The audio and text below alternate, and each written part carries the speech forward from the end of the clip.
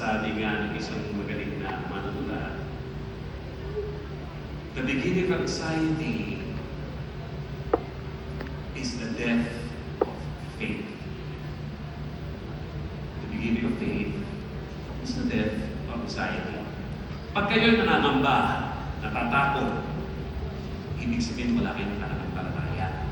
Pero pag buo ang inyong pananampalataya, matatag ang inyong kalooban kahit ano mangyari sa inyong buhay.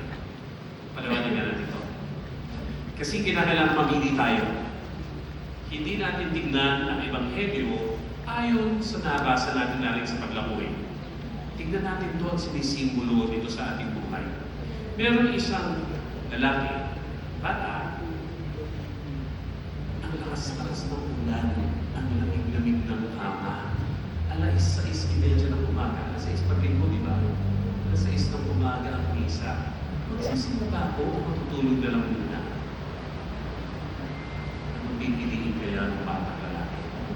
Magsimba, gumising, o matulog na lang?